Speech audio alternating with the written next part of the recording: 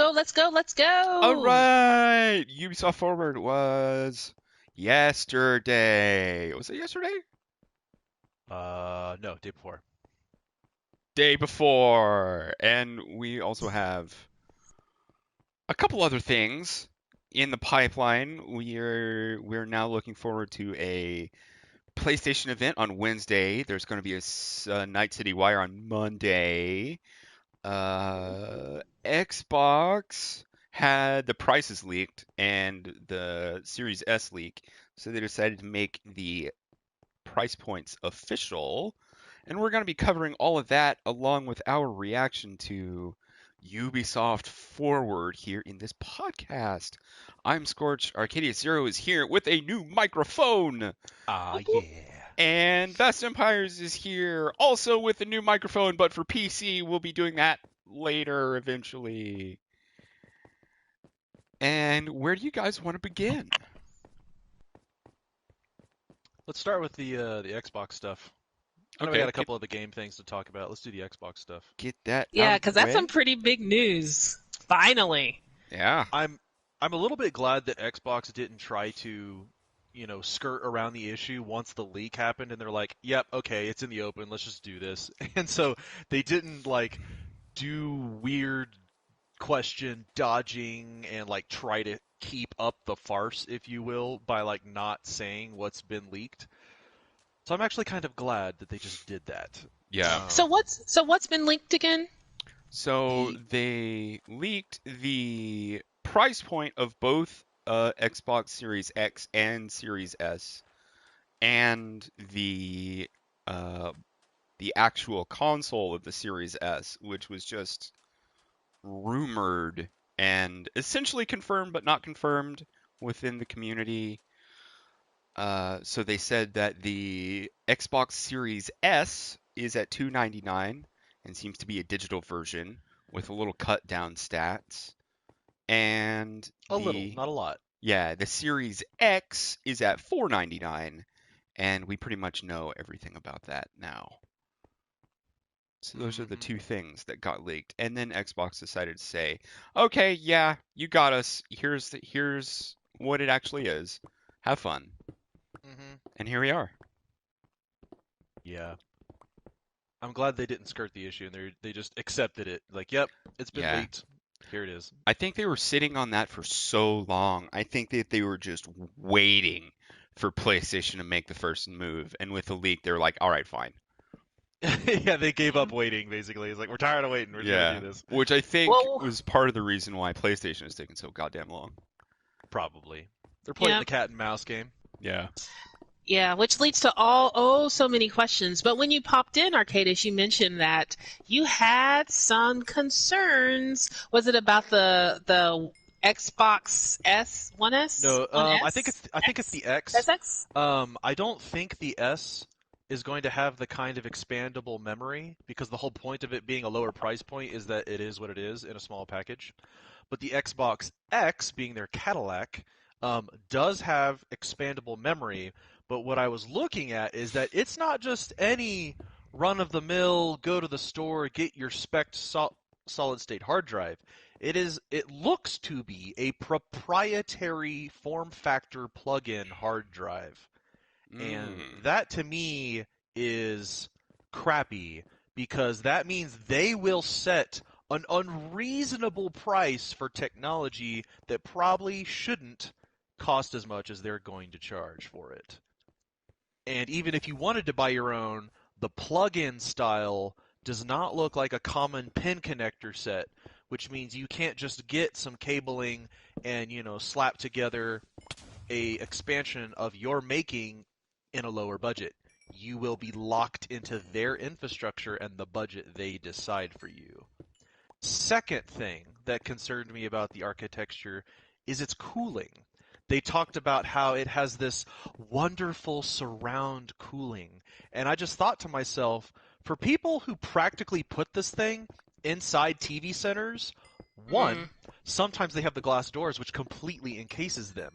If this thing runs as hot as I think it's probably going to run with the size of the heatsink that occupies 30% of the volume of this unit, I think they're going to have heating problems, and with the draw of the fan being in a 360 shape around the body of the unit, the problem is that if you set this thing up against a back wall or the back of a shelving unit, you just cut 25% of the airflow out because it's an updraft style flow and not a cross draft style flow like most of the previous generations have been.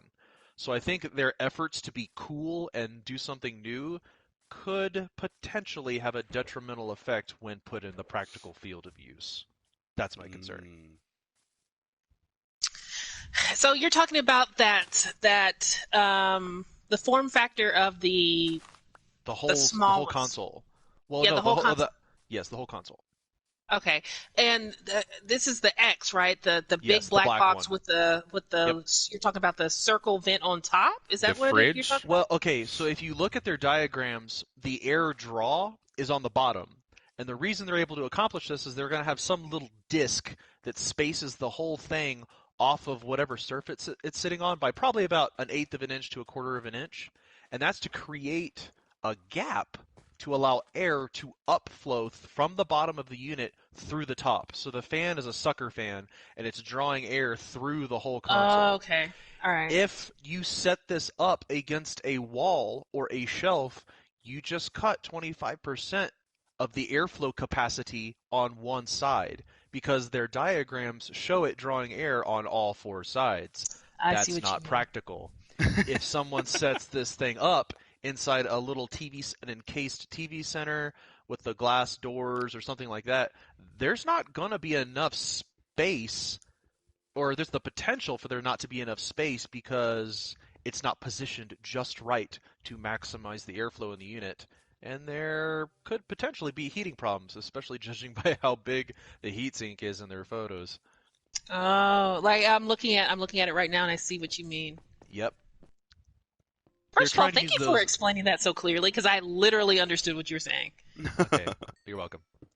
Yeah, well, ignore all the jargon and thermo talk, but yes, to me there looks like there could potentially, maybe not immediately, but as time goes on, you might see not many, but a few disgruntled people talk about how hot this thing gets. And more than likely, I bet it's because they're going to have it crammed up against a wall, or one or two of the sides will be blocked, and they're not going to realize the unit's not getting the appropriate flow that they've designed it for. Because that thing inside is going to be chooching, and it's going to get hot. That's a really weird phrase to use, but okay. I can't take that. It's not mine. But I think that is going to be one of the problems, because when you think about all the previous Xboxes, all the previous PlayStations, they pretty much utilize a cross-flow through the entire length of their consoles. And now Xbox is like, nah, we're going to totally change it up. We're only going to suck right through the bottom where all the dust settles and all the junk sits. Oh, yeah. And all of the possibilities of cordoning off your only valuable space for cooling. Yeah. Yeah, we'll see. Can we backtrack just really quick about the storage option, the expandable storage option? The because SSD. when I looked at it's a I guess a partnership with Seagate. They have like a 1 terabyte storage expansion that you can just slot in the back of your not PC.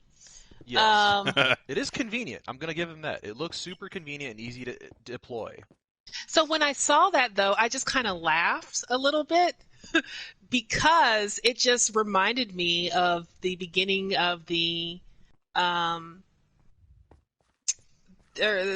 beginning of the console generation, where we moved away from just Atari and Nintendo, and we moved from Nintendo to PlayStation. With little plug-in save cards. Yes, and I was like, we're just back at save cards. We're just back at massive save cards, because that's only what now we're calling them hard drives, premium hard drives. Premium hard drives. And seeing this, I sat there and thought to myself, is this something similar to what Sony is going to do with their digital drive? I don't know. I'm not sure. We will find out Wednesday, but Yeah, we'll find out. I don't Yeah. know. All I can say is that based on looking at the images they provided, those look like custom form factors. Ease of use. I definitely understand them saying, hey, just take this little card and plug it into this opening in the back, and you're done. And, kudos to, employ easy to use ergonomics and, ease of use and keeping the user in mind. But, Yep. for the PC inclined individuals, are going to look at that and be like, what the hell, Xbox? Yeah. But the way that they've built their marketing and all of that, if you have a PC and you're playing PC, there's no real reason for you to get an Xbox This is a because true statement. everything that you can play on an Xbox, you can also play on PC. They've made that a major point in their recent workings is that if you have a PC, you can play whatever because it's Microsoft. True. And while I don't disagree with you, there are still PC gamers who buy consoles to It's true. play in certain form factors because they just prefer either certain games or multiplayer audiences on a console versus the PC. Very true. And I think this is the market segment that will be quite dissatisfied because this is the market segment that knows how to expand their space, that knows what the hell they're talking about. And Xbox is basically going to tell them, no, you have to use this really expensive special widget to expand your space. And they're going to be like, but I don't want to. It seems to me just ever so slightly, and this might sting some ears, that the way that they're working this Xbox is the same way that Apple works their iPhones. Oh, absolutely. And absolutely. Cordon off the market, allow you to be the only conduit that anything can happen through to where all financial transactions are maximized for monetary gain through you. Yep. That's just how business works. Danny says this is why I'm never going to buy an Xbox. I don't blame you, Danny. Don't blame me one bit. I don't think we are either. Well, the thing of it is, though, until it is proven to be unprofitable, everyone is pulling towards the subscription model. Yeah. Everyone. Terrible as it is, it's happening. And did you want to talk about that angle with Xbox? Yeah. With the subscription model and stuff like that? Yes. Okay. So, as a little primer, Xbox said that you will be able to purchase the Xbox and finish paying for it through a payment plan that is linked to your Xbox subscription, kind of. And people took a look at that and scratched their heads and thought, yeah, that's really cool, but that seems an awful like a phone payment plan. And they're not that far off, I think, and various other people, and also I think Vast is going to agree with me, that is kind of their plan for how they're going to be expanding in the future. They're going to be offering payment plans in order to move units because they find that paying for a console outright for the people that buy their consoles is too high. Yeah. And I do agree with that. I do want to add, though, that this is not something that's completely new. It's just the marketing surrounded by it is more prominent because I'm 99% sure that in the past you have been able to purchase an Xbox or a PlayStation through Dell or something like that over a period of time. Yeah. I'm sure before this console generation, you were able to do that with your Xbox One and your PlayStation 4. And the other thing is that Microsoft has experience with this because that's how you purchase their computer. Like, that's not the only way you purchase their computers, but like they have, I almost called it a leasing option, but they have installment payment plans for those things on their website. Yeah, Technically, they do. Office 360 is one of their models for that. that's true. Yeah. And oh man, Office 365, yeah. And Yeah. GameStop is offering installment plans for both sets of consoles anyway. Are they still in business? Yeah, as a matter of Oh. fact, they just recently released the quarterly earnings, and they have, for this quarter, lost $111 million in sales, and are struggling to find relevance still. You don't say. Digital, guys, it's the way of the future. I mean, it's what's happened with everything. Yeah. So far, and by everything, I mean like with your movies and your music. You knew your video games were coming. Yeah. I thought, I mean, this is another conversation, but I would have thought that they would have positioned themselves better. There are a couple because- YouTube videos we could point to that would show the inner workings of GameStop do not care about that. They are content to try and leave things the same way they've always been and just sit there and make money, and adapting takes effort, and they don't want to do that. And that's part of the reason they're struggling. I think the world is in trouble because of that right now, but that's not what our podcast is If we're about. sticking to just Vigima games, that's the reason. Yeah. But yeah, no, I think it's really interesting, and it goes back to what Microsoft was saying towards the beginning of the, even towards last year, where they were saying that Sony isn't really their competitor in the console war. And everyone was like, what are you talking about? What are you talking about?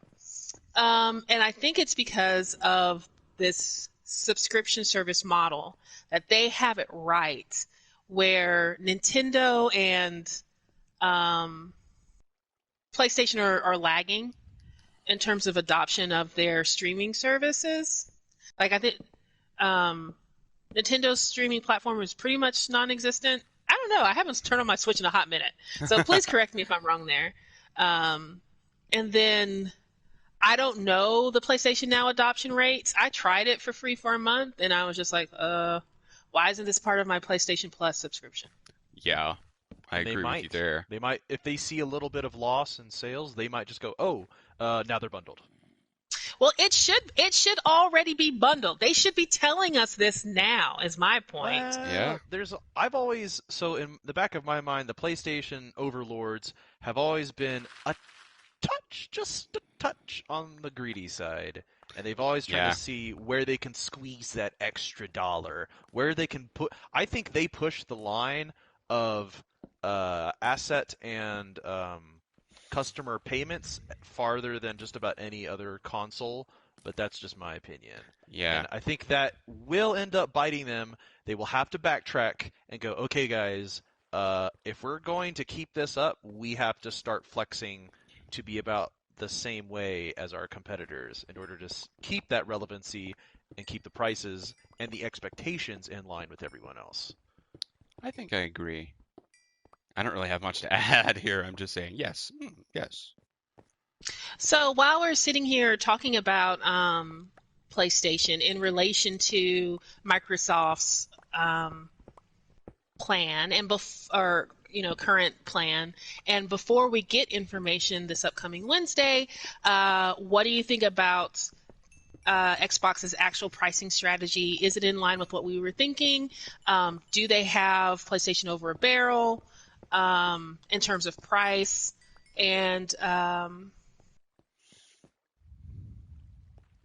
those are my two questions. I do think the physical hardware of the PlayStation is going to come out being a little more expensive. Yeah, probably. But you couldn't say that they have them over their barrel because we don't actually have the price in front of us, so we don't actually know what to compare it to say whether it is or isn't. But even if PlayStation is a little more expensive, it's not going to be by much. It'll be just enough margin to recoup a little bit of the extra additional hardware expense. Because if they go too far out, they're not going to be able to justify it to the consumer base. I actually think that they're going to be releasing the PlayStation 5 price at $499, and they're You think keeping so? that. They're going to be keeping it right there the whole time. So they have the number they wanted to do it at, and then they've got the number that they know they'll have to match it to. Yeah. Possible. And So which one? So you think that the disk drive is going to be $499 or No, both? I think both. the all digital. Really? No. Yeah. I'm Oh gonna yeah, say the absolutely. I think the digital one will come in right at about the $499, and the disc one will be like $40 more.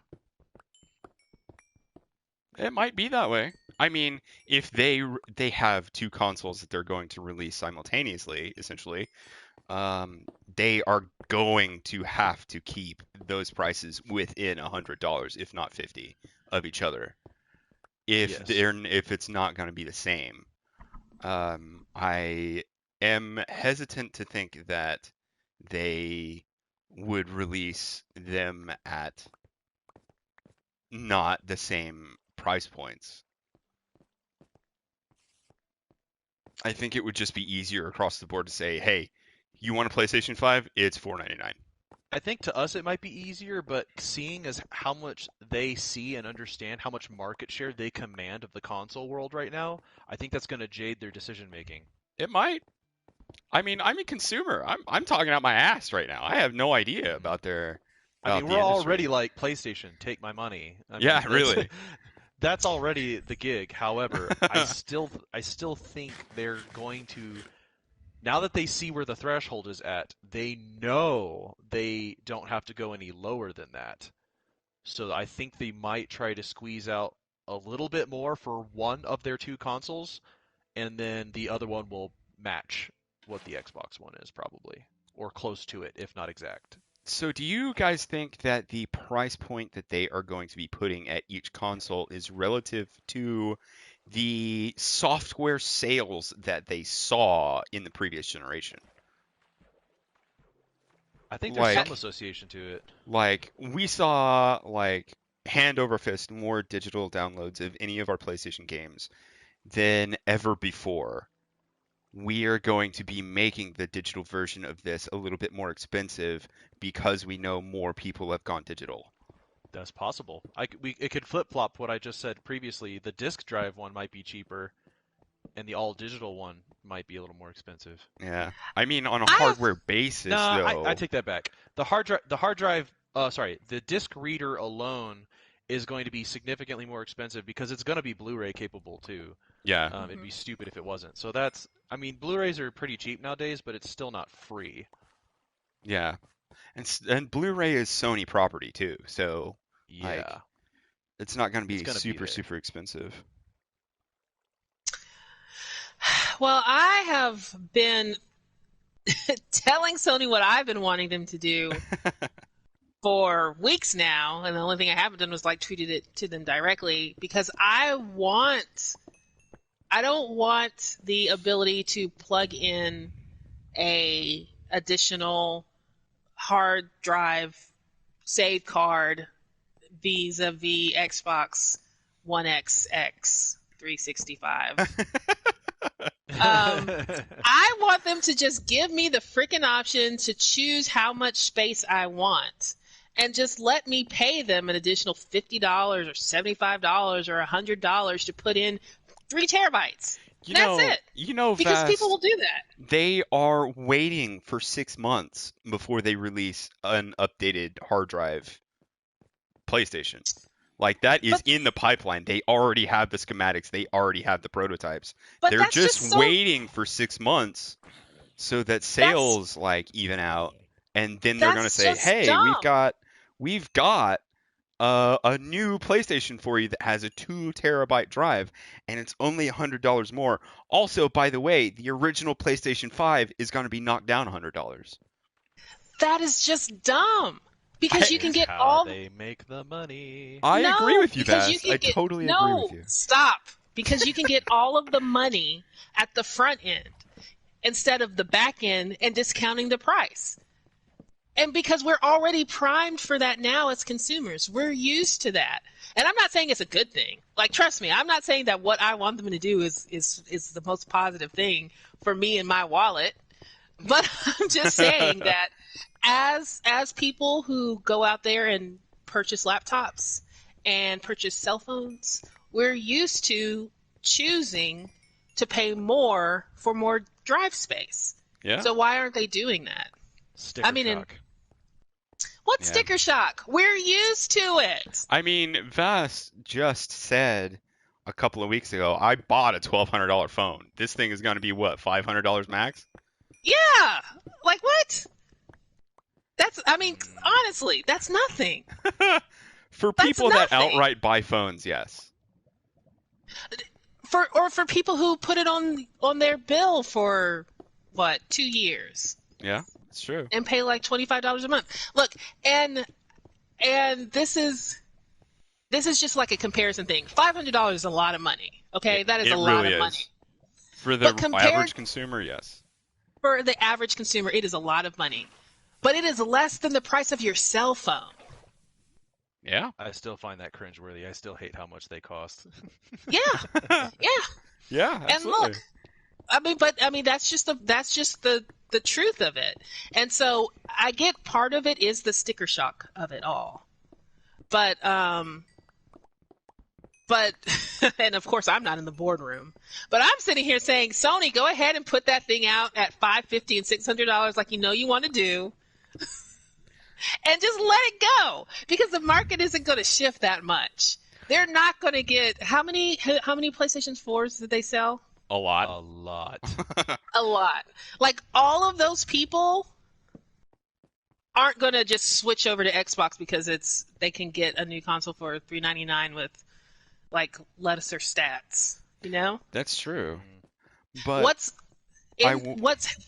Oh, I'm sorry. I'm just saying, like, in that kind of households, like, you might get your kids the $299 version, and you are going to get the Xbox Series X for yourself. You know what I mean? Yeah, that's if you have kids, though. Fuck them. That's what you had kids. But that's what I'm saying. Like, that console itself, to me, and I could be totally wrong in how I see this, is more in competition with Nintendo than it is with you mean I can believe that. Okay. and then PlayStation in terms of specs and price Yeah. as an alternative system, or this is your toe into the new generation. This is your window into the new. Oh, this is your window into the new generation of consoles. See, because Microsoft Windows. And then See what I Microsoft did is going to go, excuse me.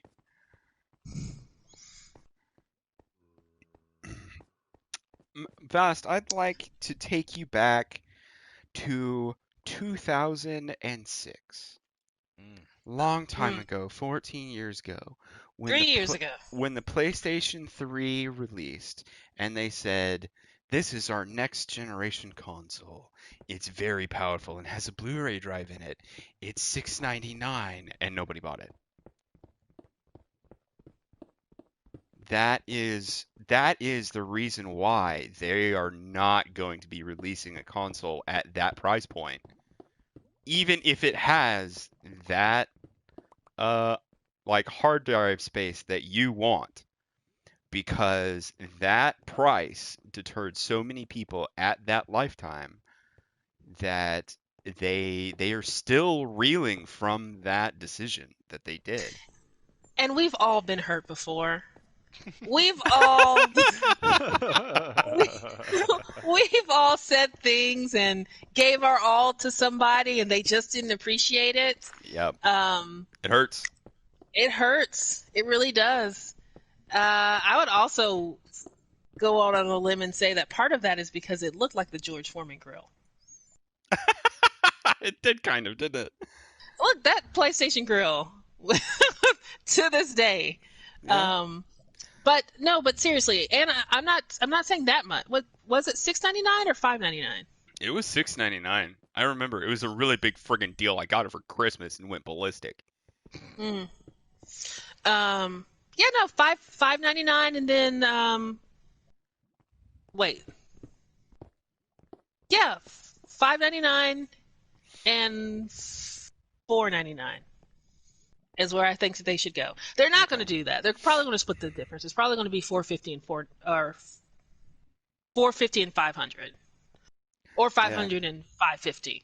But Danny says she thinks it's more like a competition with Nintendo because of the exclusives. Probably. I mean, you ain't gonna find Mario on PlayStation, that's for sure. Nope. Or PC. Or PC. Nintendo, man, their first party is solid. Well, yeah, they control, in my opinion, one of the greatest game monopoly IPs that there is in gaming. Yeah, it's true. and consistently good games. Yeah. I They mean, have Or to at be least- able to die. Or at least quality control, at least. The The first- quality control that they have in Nintendo is to be marveled, and I still don't understand why it's not replicated as often. yeah. Because right now it would take too steep of a hit in order to implement. No one wants to take that hit. Well, look at the man. Anthem. Well, Look at all the that's money- that's the kind of hit that makes you grovel on the ground and never recover. Well, Well- BioWare's trying, all right? You got to give them And a we're- little bit of credit. And we're hoping that they do. I'm just saying, in the long run, how much money has Anthem lost because they did not provide the kind of like Q&A quality gameplay that was expected by their player base, and then that we expect as gamers just in general. Oh, they lost a lot. Not They denying did. that. Not They lost a denying that lot. one bit. And Is so, that- I'm sorry. That might have a lot to do with like EA needing a deadline on something and telling them, listen, you can't push this back anymore. It's got to come out Yeah. right now for our like whatever quarter it came out in earnings. Like it has to be Second out. quarter earnings. Mhm. And it made the money that they needed for that earnings, but like I'm talking about long term. Yeah. And that's the way everything is going now. Like that's why things are being built as a games as a service. You want to keep people in that ecosystem so that you keep the money output flowing. But But if you want to do that, you have to give us a product that's worth paying for. yeah, exactly.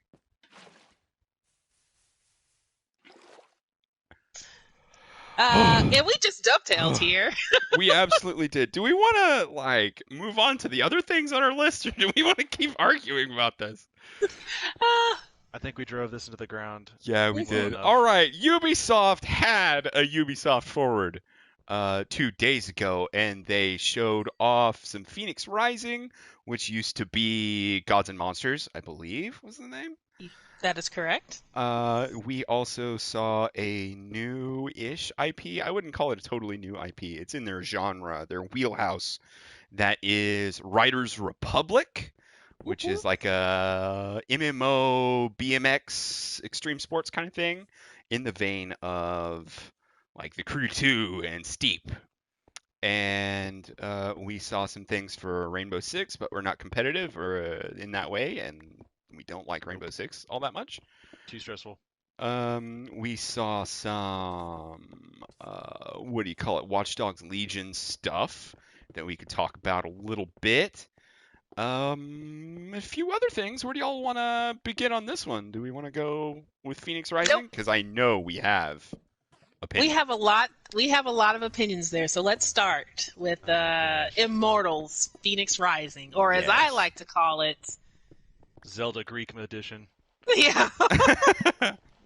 And why would you say that? Explain to our lovely audience of So I have Danny. never played Breath of the Wild, but I can tell you without a shadow of a doubt, if you had not told me it was a different game and told me instead, hey, there's a new DLC skin for Breath of the Wild, I'd have looked at it and go, oh, yeah, you're right.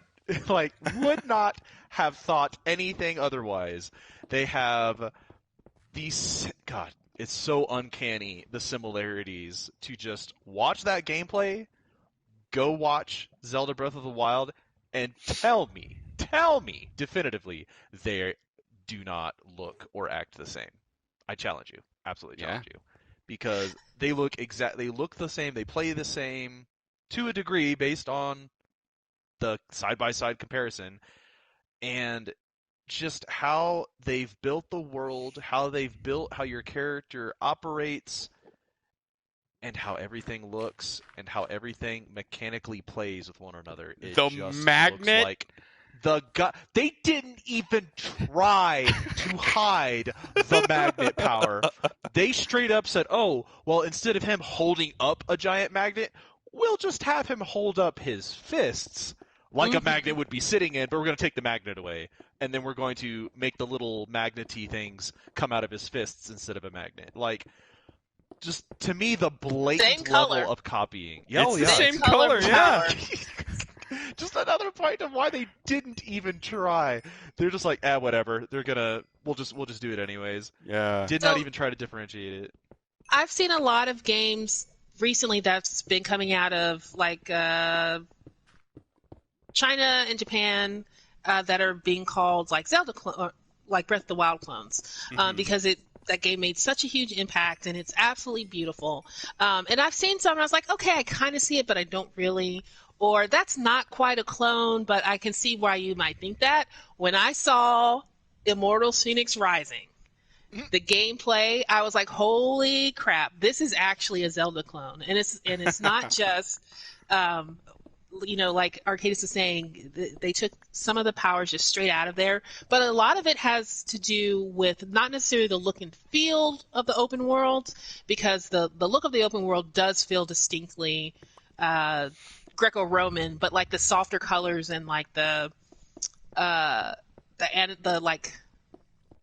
animation style is vaguely in the vein of Breath of the Wild, but not really. Like, it feels distinct enough in itself. But actions and movesets. But the actions and the movesets, and then some of your gameplay elements, like you go into. I can't remember I think they're called rifts. You go into rifts which were literally looking like a broken Zelda shrine. And you jumped into it, and then you had one of those like shrine gameplay moments where you're like using your different abilities to traverse like a narrow pathway to get to something to let you out again. So it's just like a shrine from Breath of the Wild. The other thing that was very, very similar was when you first open the map, or when you first like see the open world map, in the center was a giant like dark mountain with reddish purple clouds that you couldn't go into, where Typhon, who is not Ganon, was sitting there oh my God. waiting for you. Like, visually, it was the same thing. And I think they called it Typhon's Rage, and I can't remember what they call it in Breath of the Wild. But if you told me it's Ganondorf's Rage, I'd be like, yeah, of course it is. Yeah. Of course it is. This game is so similar. Danny is telling me that Craftopia is a game in early access right now that is literally a co-op Zelda clone. Yeah, I've seen that one on Steam. I was actually kind of interested in seeing that. Interesting. There's a lot of Breath of the Wild clones like going on right now, but like Phoenix Rising is 100%. Without a doubt. Without a doubt. And I kind of want to play it just so I can be one of those persons like, yeah, I did this in Breath of the Wild. But also, I did like some of the aspects of the game on its own, like on a whole on its own. So, and I'm curious about the story. I mean, I like Greek mythology and Greek gods, and I kind of want to see what their take on this is going to be. It would be interesting to play a game where I don't have to kill every god that I meet. Kratos. Just put it out there. Maybe they just want to talk. Have a little chat. That Baldur fight, though, mint. Ooh. Oh yeah, worth it. Oh, anyway. I mean, at least they chose... But yes, I don't think I actually mentioned or gave it credit. I absolutely believe that it probably will have a very interesting story. It will have a very interesting, history to the game and the plot elements. I've got no doubt that those will probably be done, well, from what I can see. That'll be the only thing that differentiates it from Zelda. I don't know. Yeah, maybe I should take that back since I haven't played it yet, that it might not. We don't know how close it'll be. Yeah. Yeah. But I'm going to go out on a limb and say they're not going to do everything exactly. Oh, we'll see. I mean, We'll see what those boss battles look like. They had If I that have to- semicircle instead of the round with your wings. stamina bar with your Oh, my wings. Wings and Oh, Daedalus. Functions exactly the same way. Look, Yeah. we'll know if you have to get on like a gigantic mechanical, like salamander or whatever kind of lizard that was. Then we'll know that this is a 100% clone instead of like a 85% clone. Yeah. If there are like old laser turrets out in the world that are gonna blow you to bits if you like run up to them too early. Oh yeah. Yeah. Oh, flashbacks. It's too soon. Well, at least they chose someone within the Greek pantheon that actually had the name Typhon. Because Yeah. if they couldn't find anything, I imagine they would have just said, "It's Ganondorf." And Ganondorf. Gonna get doofed. also, I heard an interesting rumor about why they changed their name, and I want your opinion of it. Hit it.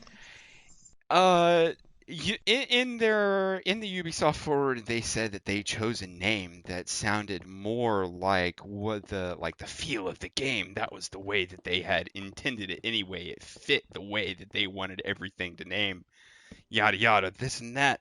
But it came out that the reason why they changed the name was because of an ongoing trademark dispute with Monster Energy. Really? Yeah. What? That's interesting. That- I never would have guessed that. That Monster Energy disputed their name because it had Monster in it. Oh, No. that's a cash grab dispute right there. I Yeah. mean, sometimes I'm not a lawyer. I didn't go to school to be a lawyer, but sometimes you've got to challenge names like that, or people are not going to take you seriously for brand recognition. I guess. I don't know. I guess, but I think that Feels very reachy. that feels like that should be thrown out of court. You think so? Yes, because they're not saying monster. They're saying gods and monster. Yeah. I mean, I agree with you. It's just something that I heard and decided to pass along.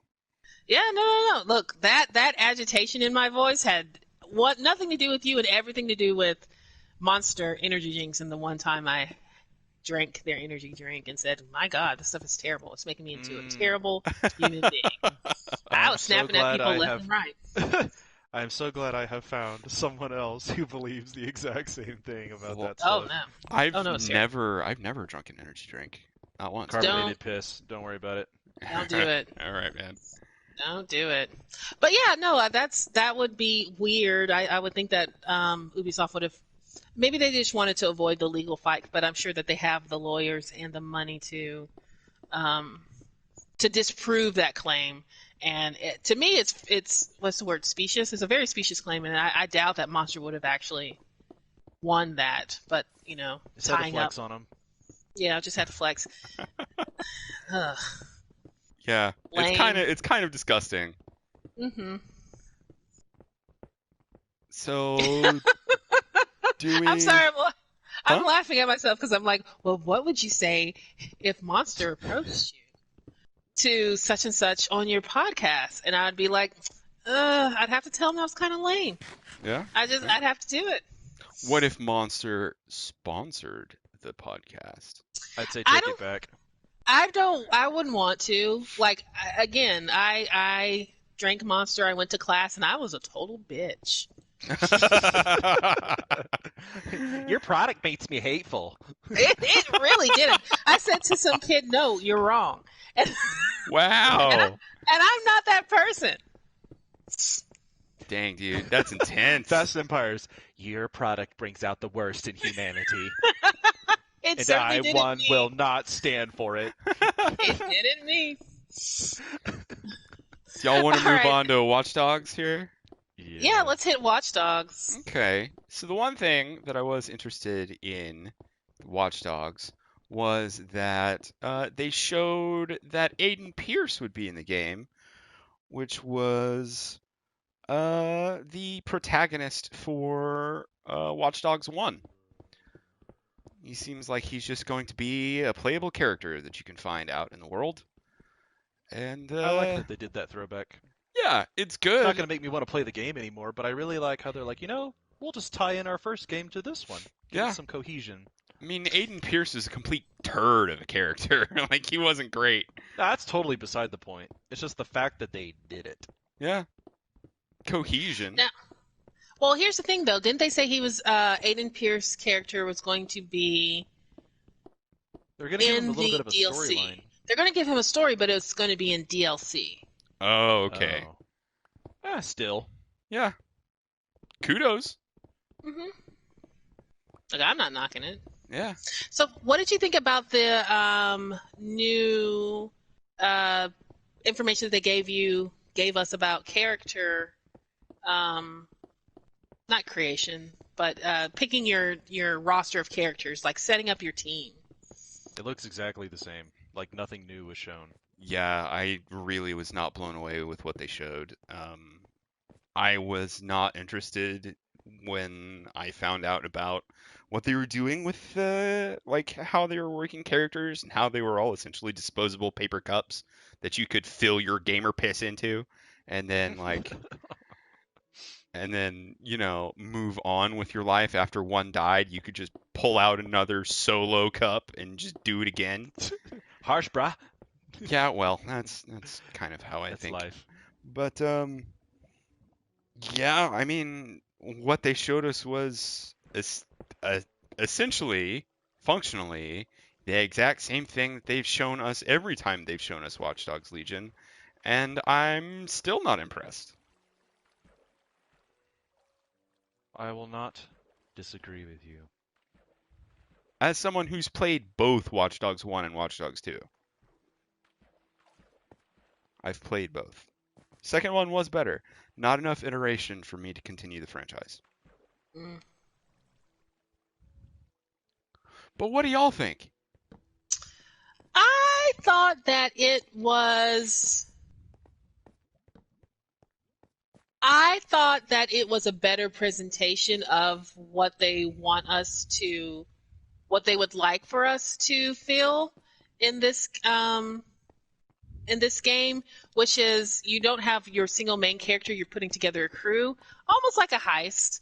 Like I would put it, comparison to like a heist film. Mm-hmm. You got to find the right person to do the job, and I think that they did that better with this than they had with their initial trailers, which really heavily focused on the grandma, who I think is really cool. Like, don't get me wrong. Like, I want a former. Gosh, what kind of granny was she? Wasn't she like previous MI6 or something like that? Yeah, previous MI6, or like one of the, like maybe she's analogous to one of the code crackers who, the Bletchley Circle. Bletchley? Bletchley? I think it was Bletchley. Yeah, Circle Ladies.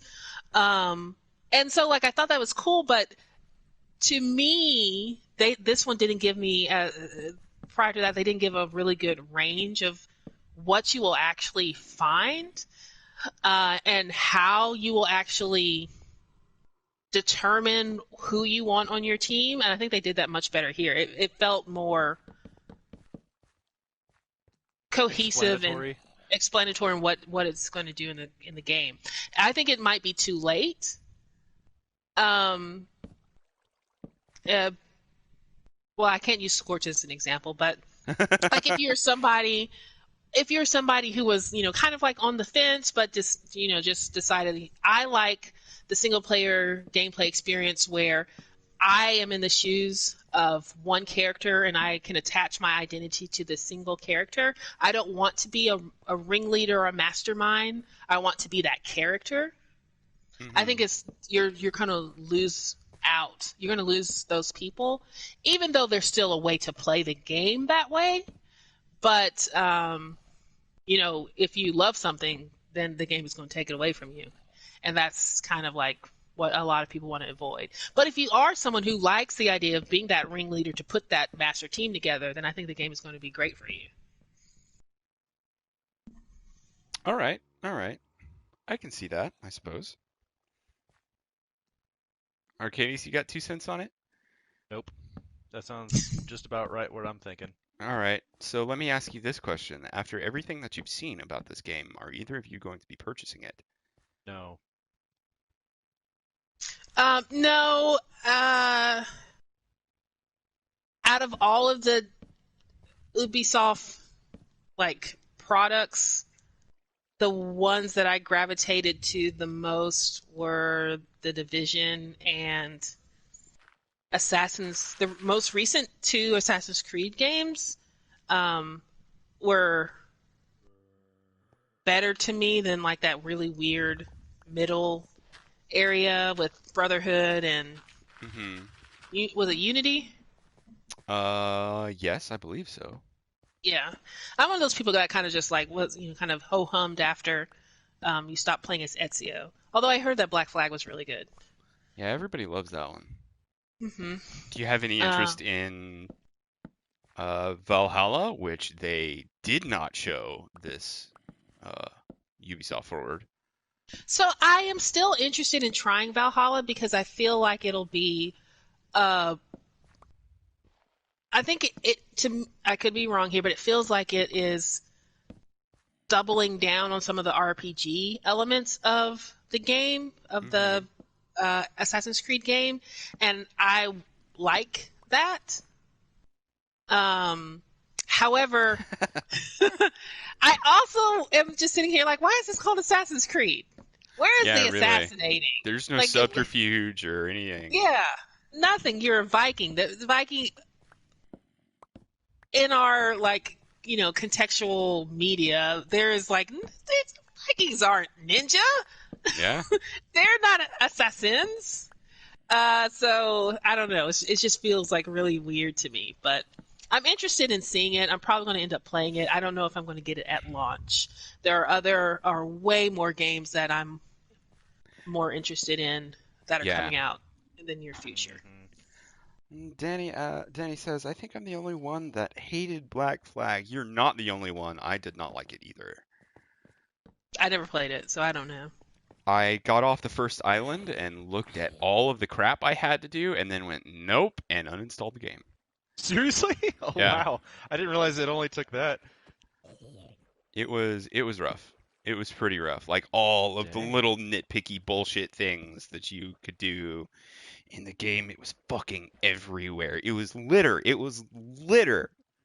And they tried to make you do it. And I was like, no, I'm not going to do that. And I uninstalled the game. I think the reason that Watch Dogs does not appeal to me is that there is a unifying element of, overthrow the government, but there is no discrete reason to overthrow the government. Then we're not happy. Life doesn't feel great. Aren't you unsatisfied? Yeah, help us fight the government. It's this loosey-goosey narrative that, to me, it's just well, anyone can be disgruntled. You can find anyone who wants to overthrow the government, and they're just going to try and basically act it out. And to me, there's not enough there to make me want to figure out why. Yeah. And I don't think there's not going to be enough meaningful story to any one of these characters. It's yeah, we're totally going to use all these people to overthrow the entirety of the government of this country. It just seems kind of silly. I can see that.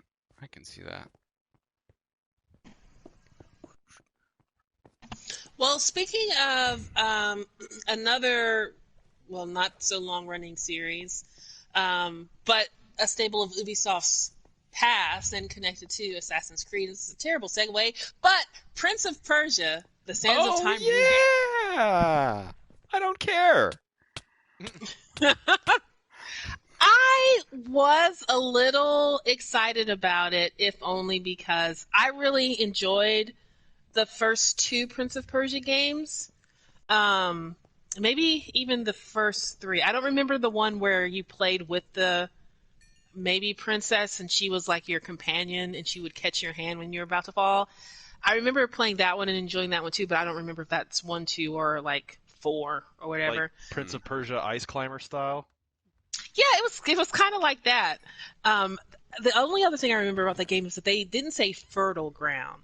They were always saying fertile. We need to get to the fertile ground. I was like, what? Can you just say fertile? You're like, fertile. No, this is Persia. Aluminium. That word hasn't been made yet. The aluminium. Fertile. God. Yeah, but no. But I think I would be more excited if this were a ground up remake of the game, kind of like what they did with Final Fantasy VII Remake. I know that they're putting a lot of resources into this. Like, they're doing motion capture. They found the original voice actor. Like, they're doing a lot of things. But when I looked at it, it didn't feel like a 2020 game.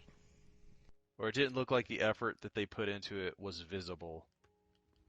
Yeah. Or And that could have been visible. and that could be early build stuff and, you know, da-da-da-da-da.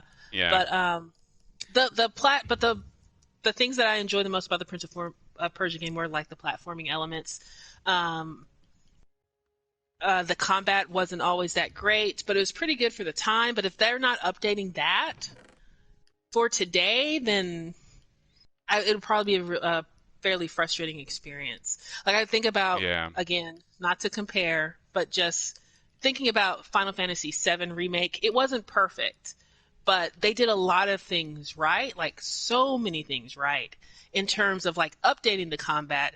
They gave you the ability to do turn-based combat, but they also put in like a more active gameplay style in there, you know? Yeah, definitely. So they did some things to make it more than just a remaster and to justify the price. Did either of you think that what was shown for the new Sands of Time looked better than the original, but still immediately outdated? Yes. Yes, I that's thought what I meant. I thought it looked old. Yeah, And I'm there with you. yeah, I agree. I don't really have a whole lot to say about that. Like, I never played Prince of Persia, so like they're not tugging on my nostalgia strings at all. But you have, because you've played Assassin's Creed.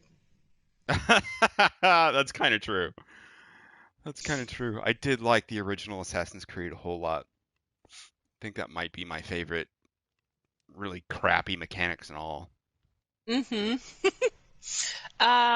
So next on the list, if you want to move forward, Sure. just to hit the new IP, and then we'll like knock down the little things real quick. But they released a new IP, which is Riders Republic. Yeah. I think I'm interested in it, but I can't imagine that Arcadius would be. Nope, I dislike sports games of any kind.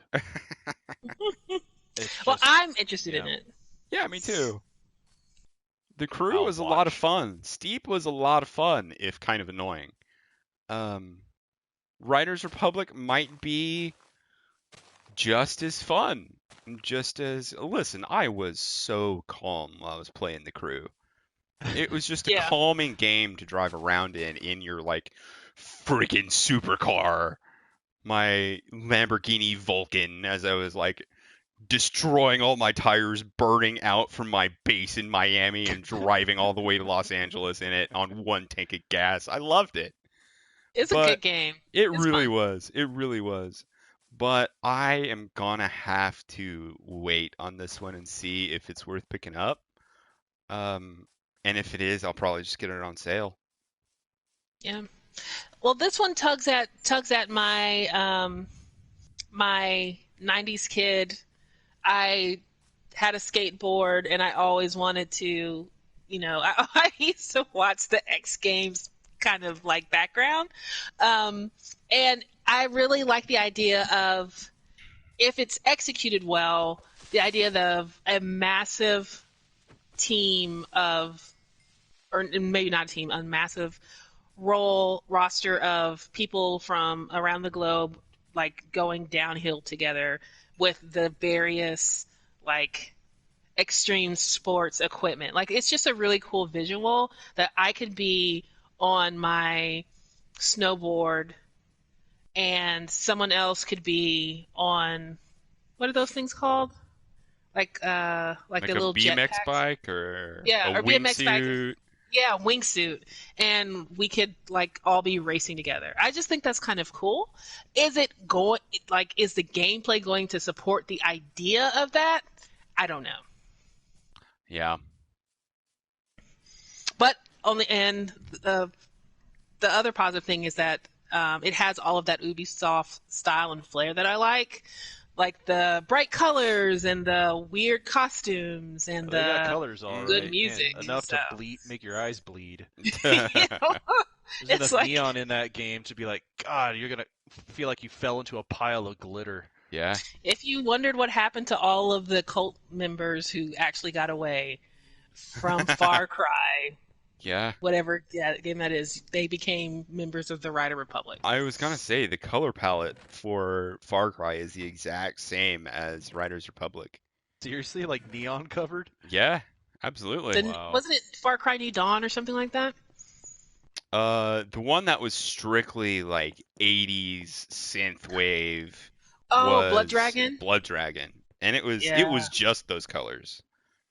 God, makes my Yeah. eyes hurt. I'm not mad at it. And the other thing is, I've mentioned it several times. I've been wanting to play another SSX game.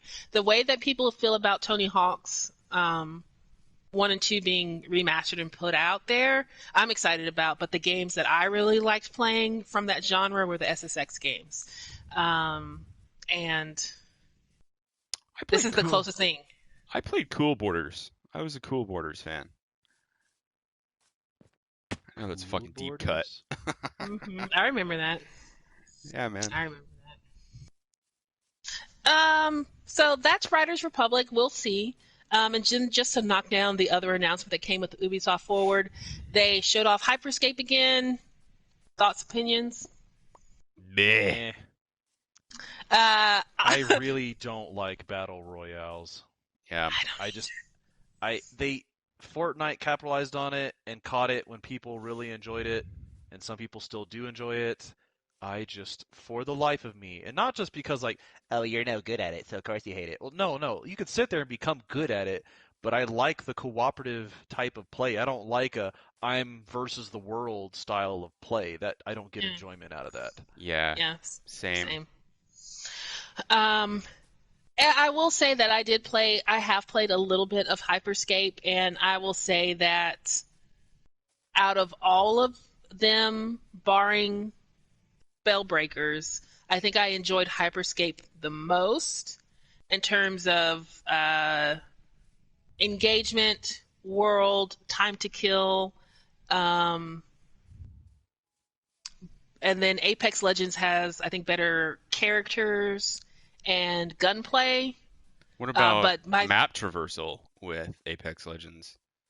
Well, so that's where I was going to go to. But once you play Titanfall and Titanfall 2's multiplayer, like anything that you do in Apex Legends feels like you're swimming in quicksand. And to me, that was the most disappointing thing. Like, I was actually going in there to give Apex Legends a chance because I want them to make another Titanfall 2. And if this game is successful enough that they can spin some people out and make me Titanfall 3 or Titanfall 2076. I'd be all over that. Yeah, dude. Like, I will give you $10, okay? Just give me the game that I want to play. But then I got in there and they had some of the movement abilities are parceled out to other like specific characters, and I was like, no, this doesn't feel as good to play as they as took Titanfall. it and they broke it up and threw it on the floor and said we're going to try something new, and it's like, no, and then they stomped on my heart. Don't go stomping my heart. Okay, next on the list, real quick, we're just knocking these down because we have some more topics. Scott Pilgrim versus the World, the game. And that sums it up. Okay. Rainbow Six Siege Operation Shadow Legacy. No. Sam Fisher, Call me cool. serious. How come there's no Splinter Cell? I don't Dude. care about Rainbow Six. Yeah, I'm just wondering, like, are they introducing him into Rainbow Six to test the market for a new Sam Fisher game? I don't know. That's For a terrible new way to Splinter test Cell? it. Yeah, it's really bad. I've never played I've never fully finished a Splinter Cell, but if you want to reintroduce Splinter Cell, to me that seems like a really bad way to do it. Oh, Splinter Cell is great. I love Splinter Cell. Yeah, I always like those games. And I actually like the trailer that they put together for it. Yeah. It made me interested in Sam Fisher in that game, but definitely Not in the enough to game play it. itself. It's like, wow, yes, Sam Fisher, I like this thing. Just get rid of the rest of that stuff. Yeah. Mm-hmm. If they made an animated series or something like that about the Rainbow Six operatives or Sam Fisher, I'd be all I'd watch over it. it. That was awesome. Yeah. But playing it, no. No way. Yeah. If they want to follow the money, make a series. Then you might have some money. And then there's two more things on the list. Roller Champions. Oh, this thing, what was it? Was it Rocket League on skates is what we called it? I think Yes. so. I mean, I never played Rocket League, but I probably won't play this any more than I would want to play Rocket League, which is 0.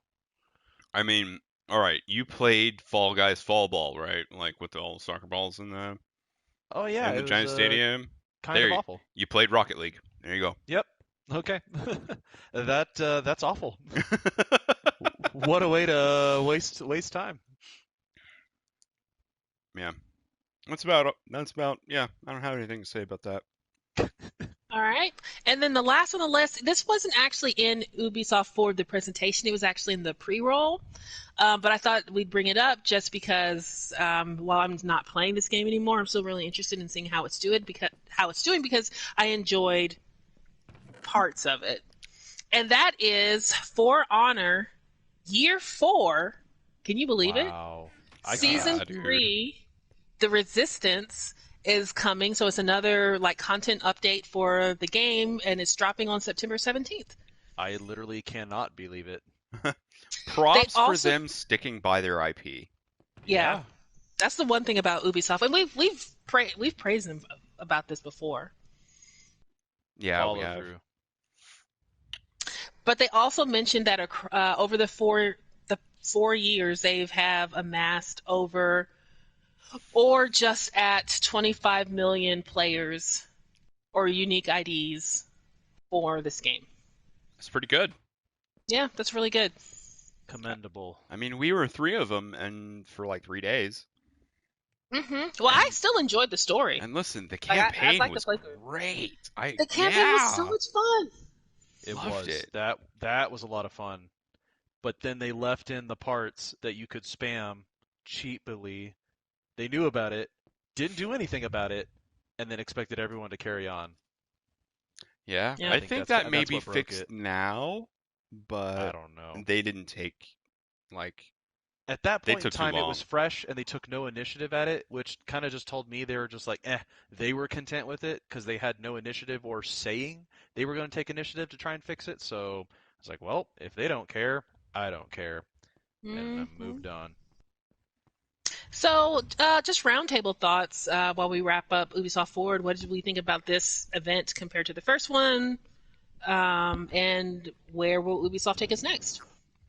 I think the last one was a little more meaty, and this one was meant to just clarify random stuff or give just another view because there might not have been enough views of what they showed before, or they wanted to put it all in one viewing and they thought it might be too long. Yeah. I think that they showed everything that they wanted to in the first one, but they're trying to set up some kind of schedule, so they had to drum up some kind of thing to show for this one, and it didn't tell me anything I, didn't already know. Yeah. So, I mean, they just blew out a lot of air aside from the Phoenix Rising stuff. That might have been the reason why they put together an entire Ubisoft Forward anyway. I mean, it was Yeah, kind of because it's almost coming like soon. 30% of that thing felt like Phoenix Rising. Yeah. Yeah, and I do see what you mean though, because that game is supposed to be coming in December, and it has not had any real like Publicity. marketing push for it. Yep. So Yeah, that's true. And we didn't see any Assassin's Creed Valhalla in this. Does that bother either of y'all in A little the bit, grand scheme of but things? again, I think that goes to Vast's point. They didn't care about showing Valhalla because they showed the opening trailer to that, and the expectation is a little more there. If this is new IP, they need more face time to explain what it is and show people what it I is. mean, I guess that's true. But there's a and problem with Assassin's Creed Valhalla, right quick. okay, And then I wanna put this out there. I'm not gonna be buying Valhalla anymore Really? How come? because it's coming out on November 10th. And on November 17th, Cyberpunk 2077 releases. Ooh. Yeah, bad timing on that one. I'm not I'm not paying I, $60 for Valhalla when I know Cyberpunk's a week later. I can see that might be a black eye Yeah. for that game. That is a real thing. And yeah. if they're gonna scoff that off, I think they're gonna get bit in the rear hard on that one. Yeah. Well, no, but hold on just a second. Wasn't Cyberpunk supposed to come out in September? Cyberpunk was supposed to come out in September, and they pushed it So back, but I don't they pushed know it. the release, like when they announced the release date for Assassin's Creed, or if it was always going to be November 10th because that's the same day the Xbox releases. See, I think that I mean, this, of course, we're in the speculation zone, but I think that there's like the partnership with Xbox for Assassin's Creed Valhalla, like and so that was in the cards for them to be launched with Xbox. Whenever Xbox launched, that game was going to be like day one game to play. You don't have to wait to play it on PlayStation. You can play it on the Xbox now. You know, through Xbox Games Pass, or purchase it on your own with the new console, right?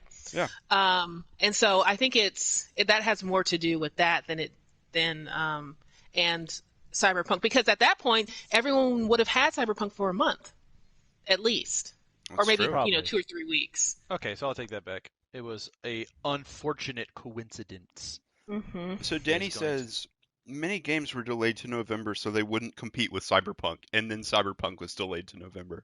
And then effed everything up. Yeah. Yep. Cyberpunk inadvertently screwed everything up. Yep.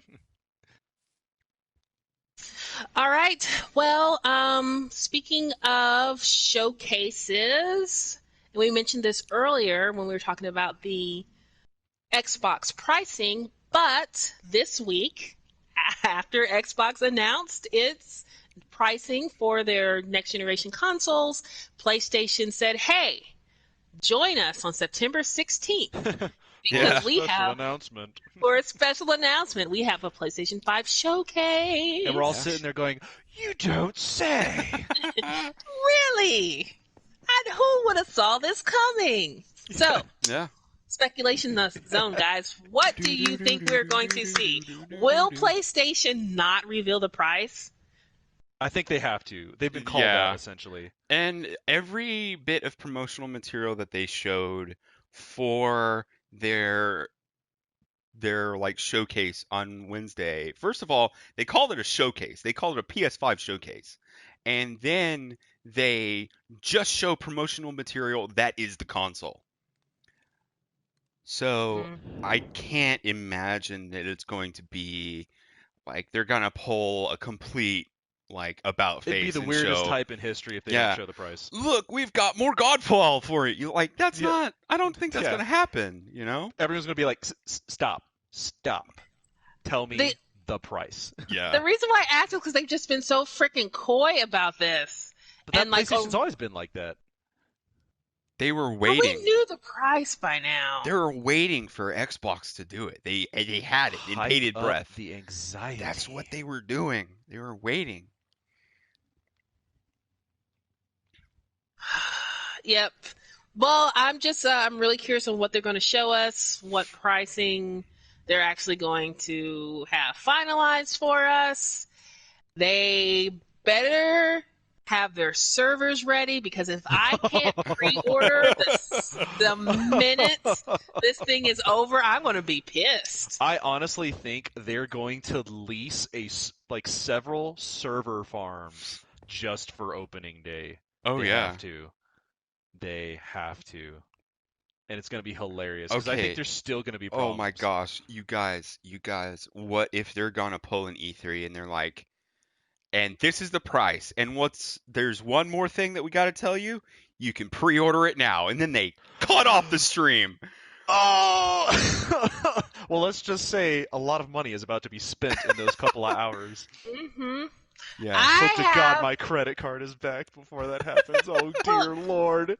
My Amazon gift card, a gift from my father from Christmas before last. I have been waiting to use it on this one thing. This one thing. It's coming. Which is also one of the reasons why I'm always like, ugh, money, whatever. I have a gift card. All you people saving, I just use my gift card. She's my gift card. Well, do you think that's something that they would do? Like, do you see that happening? Honestly, I think if they did that, that would be their one-up on Xbox. It might be. Oh yeah, here's the price, and you can buy it now. And then they turn around and shield their faces because of all the shrapnel and smoke that's going to be flying out of those servers of people pre-ordering like the world is ending tomorrow. Yeah. Oh man, that yeah. That would almost be hilarious if it's like, well, our prices are the same, if not higher, but you can get it now. And then they turn around and shield their faces from the back. Yeah. From just the wave of people that comes gusting through to throw their monies into the coffers. But like right before they go live, the guy that's on the stage like checks his phone and he's called up John Sony and he's like, John Sony. have we leased every single server farm in Asia? Yeah. We have? Are okay. we good? Are we clear? All right, we're good to go. We're green. He's going to hear on the phone, all right, we're green. And he's going to look at the audience and with a big smile on his face and be like, showtime. Exactly. That is what's going to happen. Oh, man.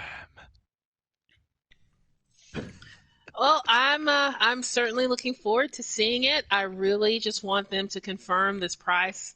I know that 2020 is really weird and not at all what anyone has expected, but this game of chicken has gone far enough.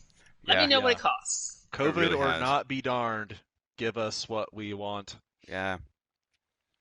So I have one thing that is not on the list that I'd like to quickly talk about right quick. It's not going to take all that long time. PAX is going on right now. They've got a digital thing. They've got digital PAX going. And Gearbox was there with Borderlands 3.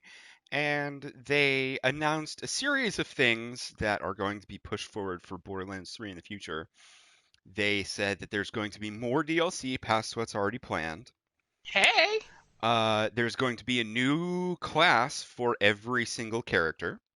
Hey! They're introducing 3 and 4 player split screen co-op for couch co-op.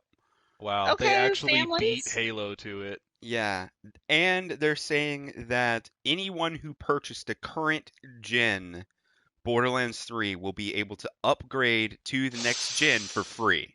Yeah. Hey! Okay, now they're going to bring Maya back. This is how you win the hearts of your audience. Is give them what they want and more than what they want. They did a good right there. They did a good in spades. But here's the thing, though, and not to downplay this, because I'm super excited to hear that, to the point where I'll probably go on and delete something from my freaking hard drive so I can put Borderlands back on and play the latest DLC. But on the PS5, it'll be fresh, and you'll have so much space for activities. Oh my god! Activities. Oh my god! I'm so excited. No, but as the progenitors of the looter shooter genre, like Borderlands hasn't disappointed. No. Oh, They no. have created this model, and they still, after all this time, have done it and continue to do it better than every single person. Did we out actually there. do a Borderlands review? Was that even a thing that we did? Or did we I just don't play think it and we were so. so enamored by We it? just We never actually played did it a into the review. ground. Danny asked, did they fix the menu? Please say yes. I don't know.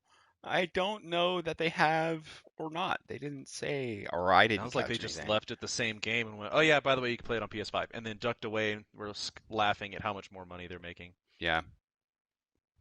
It's good. Good work. Yeah. Good work, you guys.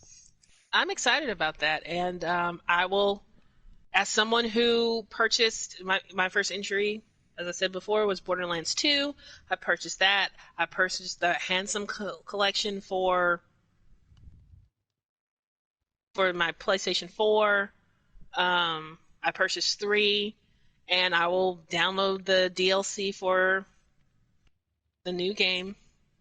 Yeah. And if there's a season pass, I'll look and see what they have. But I enjoy, like, I haven't.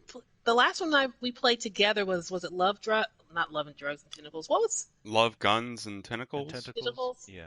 Was that the last one we played together? I think so. Yes. They have the Western one out, but all of us haven't played that one together yet. Yeah. Yeah. But those first two DLC I really enjoyed, and the little faction stuff that they had in between there, that was fun. Mhm. So yeah, I would definitely come back to Borderlands for new DLC. Cool. Bring back Maya. She deserves it. I mean, Maya is in this latest DLC. Yeah, but That's is she a about figment of Krieg. But is she a figment of his imagination though? yeah, she's in Krieg's mind. Yeah. Oh, Yeah. unfortunate. Not like a real person. Yeah, she done Unfortunately. got poofed. Yeah. It's pretty sad. Her character It is. deserved better. I'm just gonna put Yeah, it out there. definitely. But anyway, you were gonna say something before then. No, that was it. I was going to just segue into some really, really quick conversation about two games that are coming to next gen, Godfall and Outriders, because I don't know about you guys, but there has been a huge dearth of cooperative content, Borderlands notwithstanding, and we as a triumvirate are kind of hungry for it. But we haven't actually been talking about Godfall that often, or I don't think we've talked about Outriders in a long time, and they're putting out stuff to remind us that, hey, we're here and we're coming soon. Mhm. So I I'm wanted afraid- to Oh, go I wanted to ask you guys about that. I'm afraid to hype up Godfall any more than it is. Yeah. I don't Is want it? disappointment. I'm just gonna. Is it I'm just hype gonna wait. though? Not yet. So that's why I want to stick to what I've seen. I pleasantly enjoy what I have seen. I have decided I will allot monetary funds for this game currently, as it stands, without any further hype or ado, and we will see what happens. Yeah. And as far as Outriders go, they've been pretty quiet as far as my radar has gone. But that's the thing, they haven't been. Yeah, but like on my radar, it's been Okay. quiet. Like I haven't necessarily seen anything from them. It just hasn't passed my nose. I know it's there. Gotcha. Well, the reason why I bring it up is because in my daily attempts to find things to listen to while I'm at work, I listen to a lot of gaming podcasts on YouTube, as well as regular podcasts through Spotify. Not a shout out, just that's where I listen to my podcasts. And the Outriders had like a dev stream towards the end of August, beginning of September, and I was like, oh shoot, they've been putting these out regularly, and I haven't seen one since the first. So that's kind of one, like, why hasn't YouTube showed this to me? Because I know I watched the first one. Mhm. Like, what in the algorithms is going on that it's not showing me? It's not being brought up because I have subscribed to it. You know what I mean? And then I found myself really interested in the classes that they have in the game and how pleasantly surprised I was by how how pleasantly surprised I am by how they're differentiating those classes within the game. And then from some of the early complaints that I saw from some people who are like, "Oh, this is just Destiny," when they saw like the character and some of the movesets. Godfall? No, I'm sorry. I'm talking about Outriders. Oh, Outriders. Oh, yeah. I would believe that to be a Destiny skin over from what little I've seen. I can see where they'd say that. Well, it's from some ex-Bungie devs and stuff, isn't it? Mm-hmm. People Yeah. can fly. Yeah. But once I got a chance to look, I think I looked at all three of the classes, or excuse me, I looked at 3 out of the 4 classes. I haven't seen the Pyromancer one, but I saw the Trickster. I saw the new class that they released, which is called the Techromancer, and then I saw the Devastator, and I got excited again about the game. Remembered it, and now it's like it might be nudging Godfall Really? for my most anticipated co-op game right now. Okay. I'm And going to that's- sit squarely on Godfall because it's more different than some of the other cooperative games that have come out and we've played. And this is purely on what I've seen for the classes and the playstyles and what they're bringing to the table. I was just so shocked about the Devastator. I thought it was like, because I felt the same way. I was like, oh, this is going to be Mini Titan from Destiny, because he has a move where he jumps forward, like he leaps forward and slams his fist on the ground, like. But when I got into the movesets and saw some of the things that he could do, I was like, oh, wow, I'm actually interested in playing this character. And I thought I was just going to be all about that Trickster character. And then I found out that the Technomancer skill tree is their like long distance paladin almost, because you do heavy damage and you heal your team. Okay. Like, and so they're spreading some of that stuff. They're spreading some of those traditional like classes apart. They're breaking them apart and they're putting them together in different ways. And so far, I really think I like what I see. So I'm excited about it. Not on the hype train. Yeah, careful. You get I'm not burned. on the hype train.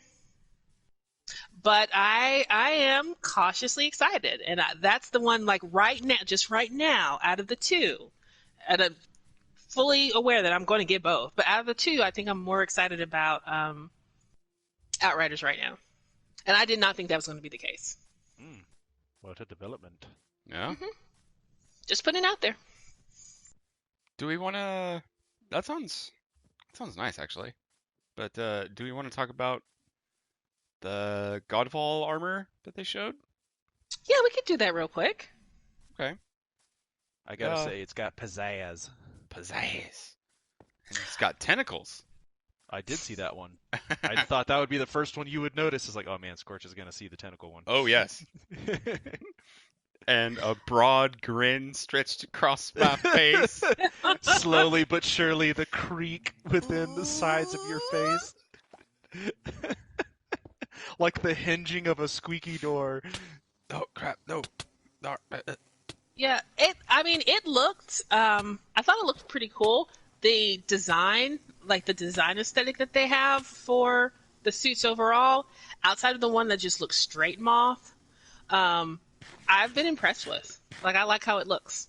It almost reminds me a little bit of some of the more outlandish designs from Diablo. Only they're much smoother, much higher resolution, and much more suave. Yeah. I'm still hesitant about that game though. I am. Really? I feel like it's just a release window game, and they're putting release window money behind it, which is not that much.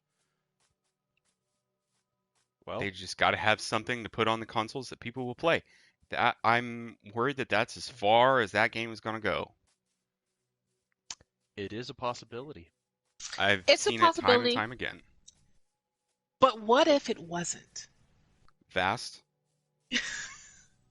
Fast. What? Hype train. What if? You Careful need now. No, I'm not on the hype train. I'm just saying, what if they do exactly what it's designed to do, but very well? What if it delivers a really good 3-player cooperative campaign? Single would player and be cooperative campaign. it would be cool. It sounds like they'd be very much rejoicing. Yeah, it would. But Vast, your ticket can only be stamped once Admittance not on one. this. for I'm that not hype on train. this hype train. Are I'm you not No on sure? this hype refunds train. available. Yeah. Are you sure? No, I'm just looking forward to playing something else with you guys Yeah, Yes. on a console. it's been pretty drought-like recently. Because I'm not in the PC world yet. I've stepped into it, but I ain't there yet. Yeah. I mean, my toes in it. It is what it is. I'm lying down right now, and I feel great. Oh man. Oh man. The future of gaming is an interesting one. hmm Looking pretty good. Yeah. Is there anything else that we have to say? Are there any boxes that we have unticked yet? Nope, all the boxes are ticked. I think the only other thing is that we will probably. It is a strange year for DerNami. We are podcasting more than we have since the beginning, and we will rarity. probably come back with some more hot takes and gaming news or a reaction stream post Wednesday Yeah, with PlayStation's showcase. We'll have some stuff to talk about there. I know. definitely. Absolutely. It might just be like 45 minutes to an hour of like screeching because they did exactly what we wanted them to. Oh, Or they'll be screeching. yeah, I hope. But That would be awesome. until then, I think we're over. Do we have any last things? Mm-mm. All right. Well, this has been a podcast for DerNami Gaming. From DerNami Gaming, we did this. And if you liked it, subscribe. We do podcasts every once in a while and various other things, streams and stuff. I'm trying to push them in the right direction for PC stuff, but it's, everything has its own timeline. So be patient. Yes. If you don't like what you are listening to, why are you here? Go somewhere else. Go somewhere else. Go. That's all from us. We will see y'all later this week. Bye.